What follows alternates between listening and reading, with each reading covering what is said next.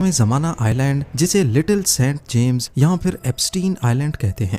72 एकड़ के इस आइलैंड पर तकरीबन हर लग्जरी मौजूद थी।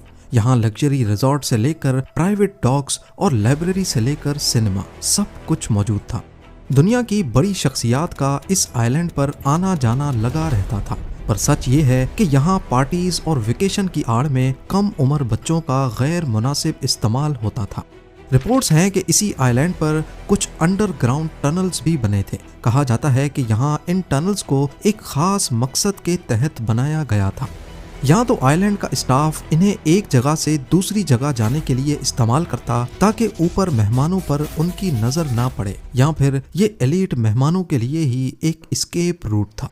जिन लोगों को इस अड्डे से तकलीफ थी वो थी कम उम्र लड़कियां और उनके पेरेंट्स। पर इन ताकतवर लोगों का नाम सुनते ही किसी की भी इनके खिलाफ जाने की हिम्मत नहीं हुई, कम से कम कई सालों तक तो नहीं।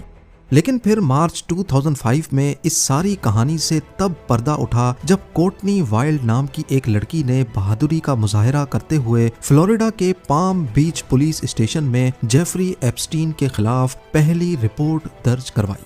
इस केस में पुलिस, FBI और दूसरी इन्वेस्टिगेशन एजेंसीज को जो सबूत मिले उसने सबके रोंगटे खड़े कर दिए।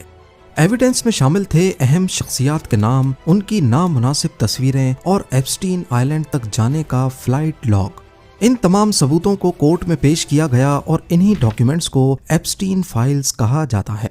पर सवाल ये है कि कौन था जेफरी एप्स्टीन, उसके पास इतना पैसा आया कहां से और वो मशहूर तरीन लोगों से कनेक्शंस बनाने में कैसे कामयाब हुआ।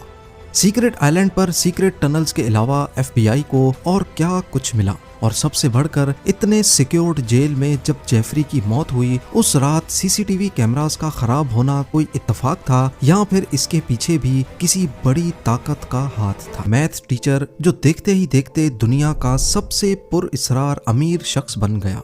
जेफरी एप्स्टीन ने 1970s में डेल्टन स्कूल से शुरुआत की, लेकिन उसका असली ठिकाना वॉल स्ट्रीट था। उसने विक्टोरिया सीक्रेट के मालिक लेस्ली वेक्सनर जैसे बिलियनियर्स का भरोसा जीता और उनका पैसा मैनेज करने लगा।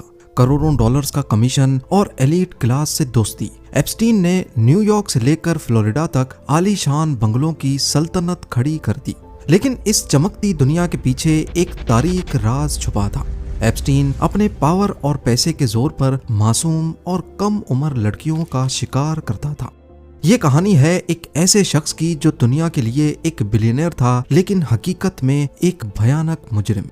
मैनहट्टन का सबसे बड़ा प्राइवेट महल, न्यू मैक्सिको का 7,500 एकड़ का रैंच और पेरिस में लग्जरी अपार्टमेंट्स। एप्स्टीन की शाही जिंदगी किसी ख्वाब से कम नहीं थी, लेकिन उसकी असली सल्तनत कैरेबियन में वाक़े 72 एकड़ का जजीरा था, लिटिल सेंट जेम्स, जिसे हम एप्स्टीन आइलैंड भी कहते हैं। यहाँ पहुंचने के लिए एप्स्टीन अपना प्राइवेट जेट इस्तेमाल करता, जिसे मीडिया ने लोलिता एक्सप्रेस का नाम दिया। पर आखिर इस आइलैंड पर होता क्या था? दावे किए गए हैं कि इस आइलैंड पर दुनिया के बड़े नामी गिरामी शख्स मेहमान बनते थे और यहाँ अंडर एज लड़कियों को टारगेट किया जाता था। एप्स्टीन की दुनिया में सिर्फ पैसा नहीं, दुनिया के ताकतवर तरीन चेहरे भी शामिल थे। बिल क्लिंटन ने एप्स्टीन के प्राइवेट जेट पर 26 मरतबा सफर किया, जिनमें इंटरनेशनल टूर्स भी शामिल थे। डोनाल्ड ट्रंप भी 90s में एप्स्टीन के पड़ोसी और दोस्त थे, लेकिन बाद में दोनों में दुश्मनी हो गई। ट्रंप ने दावा किया कि उन्होंने हमेशा एप्स्टीन के आइलैंड जाने से इनकार किया था, लेकिन सबसे बड़ा झटका ब्रिटिश रॉयल फैमिली को लगा। प्रिंस एंड्रयू पर इल्जाम था कि उन्होंने 17 साल की वर्जीनिया जूफ्री को एप्स्टीन के कहने पर अब्यूज किया। वर्जीनिया की प्रिंस एंड्रयू के साथ वो मशहूर तस्वीर दुनिया भर में वायरल भी हुई। इसका अंजाम यह हुआ कि प्रिंस एंड्रयू को अपनी रॉयल ड्यूटीज छोड़नी पड़ गईं। $16 मिलियन का सेटलमेंट करना पड़ा और अक्टूबर 2025 में उनसे प्रिंस का लक़ब भी छीन लिया गया। बिल गेट्स से लेकर हॉलीवुड स्टार्स तक हर कोई एप्स्टीन के सोशल सर्कल में था।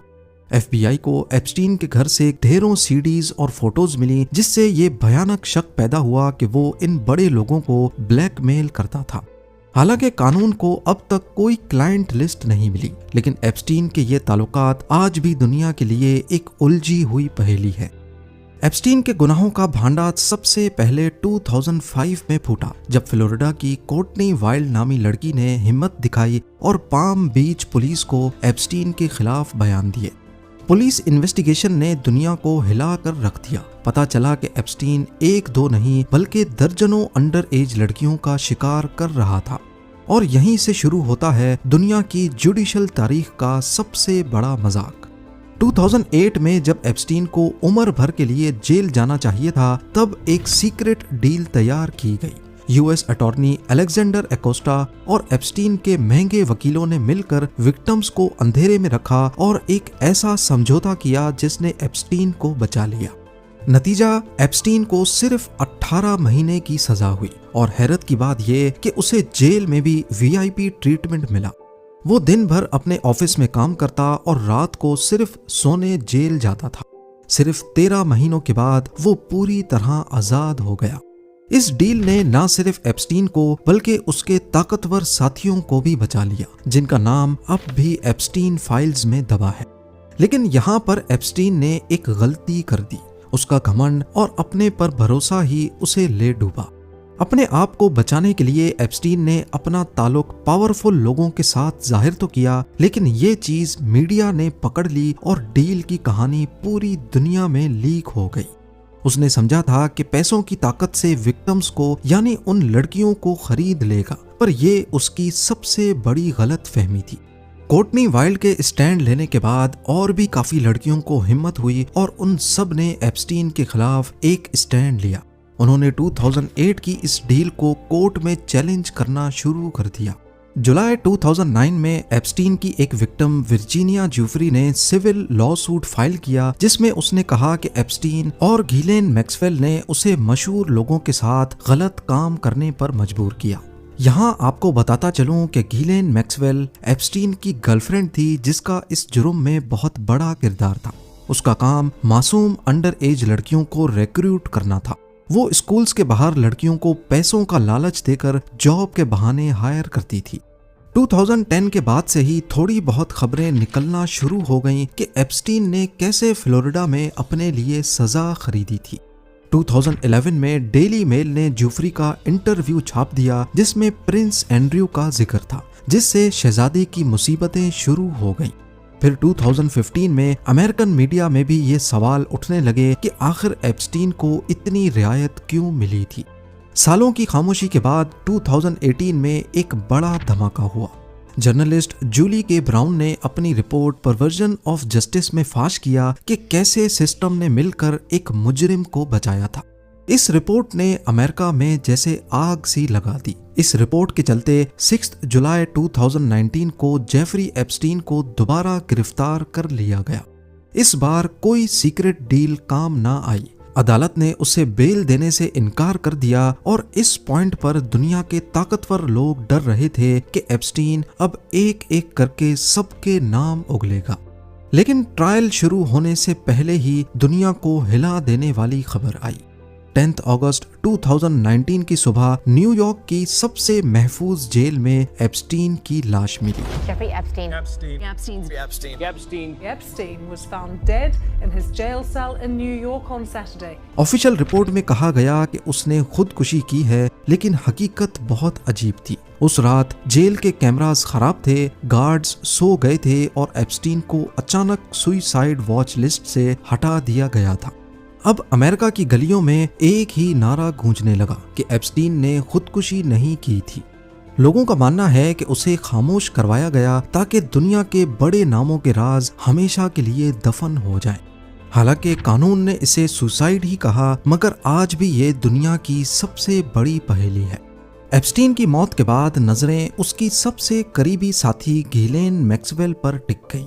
मैक्सवेल, जो एक मशहूर British media tycoon Robert Maxwell की बेटी है, को एप्स्टीन की मैडम कहते थे। वही एप्स्टीन के लिए नौजवान लड़कियों को ढूंढने, फंसाने और उन्हें ट्रेन करने में मदद करती थी। एप्स्टीन के गुजर जाने के बावजूद FBI ने अपनी तफ्तीश जारी रखी और 2 जुलाई 2020 वाले दिन घिलेन मैक्सवेल को न्यू हैम्पशायर के एक दूर दराज फार्म हाउस से गिरफ्तार कर लिया। जेफरी एप्स्टीन तो मौत की शक्ल में सजा से बच निकला, लेकिन उसकी सबसे बड़ी साथी गिलेन मैक्सवेल कानून के शिकंजे से ना बच सकी। नवंबर 2021 में न्यूयॉर्क की अदालत में विक्टिम्स के दिल दहला देने वाले बयानात ने दुनिया को रुला दिया। पता चला कि मैक्सवेल सिर्फ एक साथी नहीं बल्कि इस पूरे ट्रैफिकिंग नेटवर्क की मास्टरमाइंड थी, जो मासूम बच्चों को एप्स्टीन के लिए तलाश करती थी। जून 2022 में अदालत ने मैक्सवेल को 20 साल कैद की सजा सुनाई।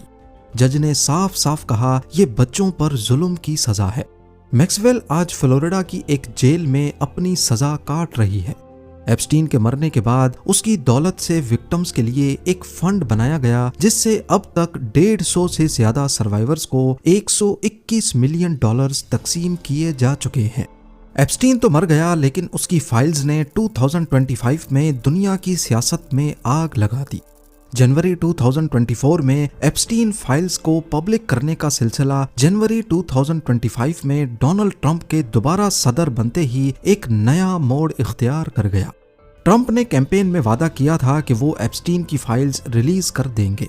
नतीजा ये निकला कि फरवरी 2025 में अटॉर्नी जनरल पाम बोंडी ने दावा किया कि क्लाइंट लिस्ट उनकी डेस्क पर रखी है, लेकिन जब पहला फेज रिलीज हुआ तो आवाम ने इसे मजाक करार दिया, क्योंकि उसमें कुछ नया नहीं था। लेकिन असली धमाका नवंबर 2025 में हुआ। अमेरिका की दोनों बड़ी पॉलिटिकल पार्टीज ने मिलकर एप्स्टीन फाइल्स ट्रांसपेरेंसी एक्ट पास किया, जिसने गवर्नमेंट को 19 दिसंबर 2025 तक की डेडलाइन दी कि अब इस डेडलाइन से पहले पहले फाइल्स रिलीज करनी है। दिसंबर 2025 में गिलेन मैक्सवेल की कुछ ईमेल्स पब्लिक हुई, जिसमें वो कोड नेम का इस्तेमाल कर रही थी। वो कोड नेम था द इनविजिबल मैन। इन्वेस्टिगेशन में साबित हुआ कि ये कोई और नहीं, प्रिंस एंड्रयू थे, जो कोड नेम के पीछे छुपकर लड़कियों की तलाश में थे। 20,000 पेजेस की ईमेल में एप्स्टीन का एक पुराना दावा सामने आया कि ट्रंप लड़कियों के बारे में पहले भी जानता था।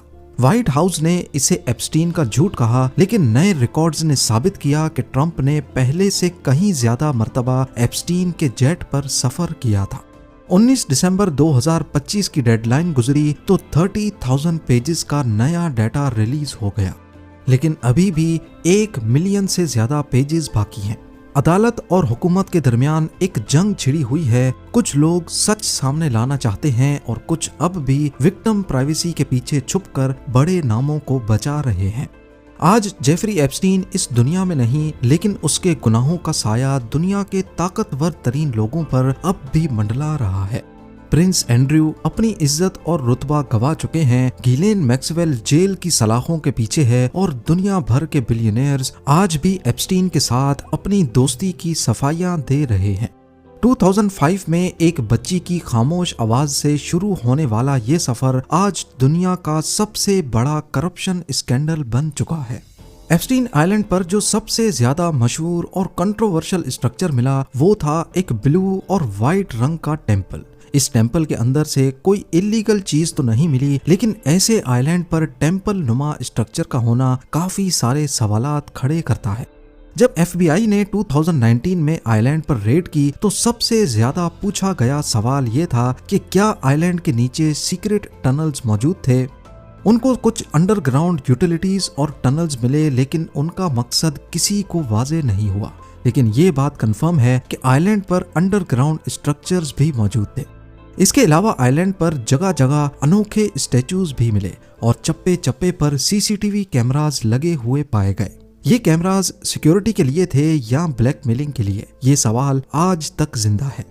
एक हेलीपैड जिस पर एक स्ट्रेंज चेहरा बना हुआ है। सैटेलाइट इमेज में देखा जाए तो यहाँ पाम ट्री से घिरा हुआ एक रिजॉर्ट भी बना है जो हेलीपैड और प्राइवेट डॉक के साथ कनेक्टेड है। रेड के दौरान कुछ गैर मामूली मेडिसिन्स भी पाई गईं।